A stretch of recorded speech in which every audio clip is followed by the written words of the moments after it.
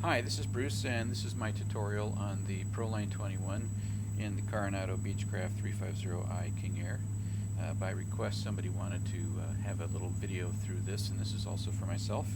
Now, this is not a very satisfying unit. It's got a lot of things that are missing. If you watch a real demo online, it's nothing per se like this one. Similar features, but a lot of others are just absolutely missing, which is a shame. But it does get the very basics done. So let's look at this. It opens up on the status page. Probably the only really important thing is where is your nav data drawn from, and in my case I subscribe to Navigraph, so that's there. The UTC time is the time set on site. It is not UTC at all. It's just the time that my computer registers me here in Bellingham. Carenado, no big deal, and today's date. And then next thing we want to do is go to pause init, position initiation, and here we got the FMS position and the set position. They should agree. If they don't, then just copy that and stick it in there by putting it down here below, and then we'll go to the flight plan, FPLN. Now we can go ahead and put the KBLI in that we're at now, because we're in Bellingham, and we're going to be flying to KGEG, Spokane. So there we go. We won't do anything else with this page yet.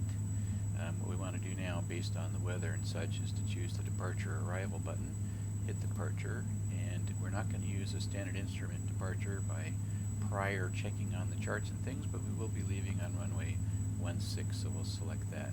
Then we'll go back to the departure arrival button and hit the arrival. Now we've got 2 stars, standard terminal arrival routes listed. In this case, again, I'm not going to be using either one of them, but I do believe I'll be landing on the ILS 21, although we can change that later on. And if I want to choose the transition, the VOR GEG for Spokane, then I can do that, and then just sort of back course and procedure turn and then get back on the ILS is probably what that would entail. So again, I'm not going to choose the transition this time. We're just going to let that one float. Now when we click flight plan, we can see here the various details that are listed. Now at this point, we're going to want to be able to oh, by the way, the origin runway, notice the runway 16 is entered. That came through the departure arrival button. You can't even put it in on the flight plan page here on page 1. Just wait. Do the departure arrival, choose your runway, and then it automatically enters it for you. Otherwise, you'll be a little frustrated if you try and do it out of order. So now in the flight plan, what we want to do is enter in our first waypoint or VOR that we'll be traveling to here on page 1 of 2. So in this case, it's TWISP, T-W-I-S, where's my S? TWISP, entered in there.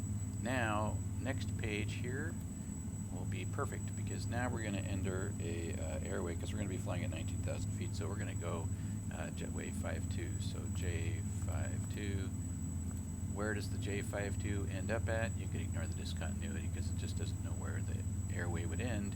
It's going to end actually in the perfect spot at Spokane GEG. There we go. Notice the discontinuity is gone. Now, after that's been done, we can click on the legs, and now you can see all the various features. Let's go to the next page. There's runway 21, and if we miss that approach, then we'll climb out towards GEG.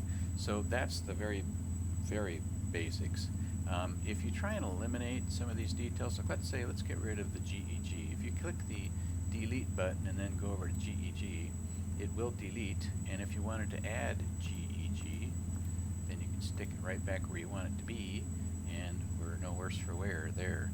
So that's how that works. The altitudes are preset for 28,000 unless it's in a SID or a star, and it's in there already. So in order to change these, you need to hit the backslash 19,000 in my case, and enter it in there. If you've got a lot of these, I find it really redundant and repetitive. If anybody's got a sneakier way to get that done, I'd sure like to know it, because that's kind of a time consumer. And believe it or not, that is pretty much everything. Let's just run through these now. We got message here, no new messages. Direct to, we could do those. The index here tells you again our status, and then it tells us our position, which we did earlier, which are really not very useful at this point. But the one that is helpful is the arrival data right there. I mean, look at this. It's got the ILS, of course, the angle of the glide slope, localizer's true bearing, the runway threshold altitude, the frequency for the ILS. I like that. That's very handy. So we need to be running around looking that stuff up. Although we should know it ahead of time, sometimes we don't. So, and then the tuning is great. Let's just try 122.8. In this case, you do have to enter the decimal point or it will not record, and then just give it at least one number if there's 2 zeros after it. So as this will be showing you here, 122.8, and then click the soft key there, the L1, and it enters it right in. Same thing for navs, ATC. Let's say ATC 14 or 4521. We can just click it right in there. There we go. Automatic direction finder, COM2, and the nav2. So all of those are useful. So we've gone down that line. Here's your flight plan, legs, departure, arrival, performance. This is ordinarily in this perf section. You're going to get up here the altitude you'll be climbing to and various other features. In this it's limited and you're not going to get that.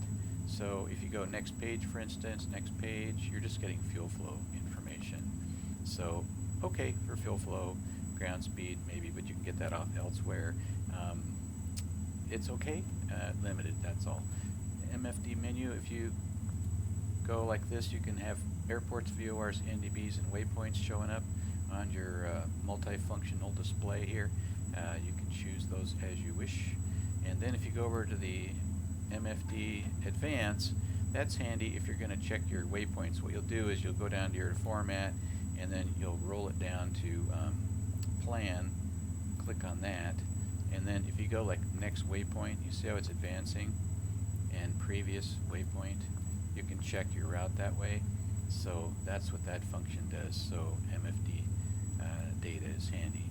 And then previous, next, here's the execute button. It never did light up to say execute. It just apparently is automatically clear, delete, here, bright and dim. Doesn't seem to have any functional ability. And as far as I can tell you, that is it. Many things are missing that would be really nice to have. And I would add that sometimes you can't delete things very successfully, like let's just go here to the flight plan. Just try and delete the origin or the destination pieces like so, and it's a pain and you're stuck with it. So I'm not quite sure how to restart the whole thing and kick it back to square one. So if somebody can add that in the comments, that'd be appreciated. We're all learning from each other. Thanks so much for listening. Have a good time. Enjoy your flying. Take care. Bye-bye.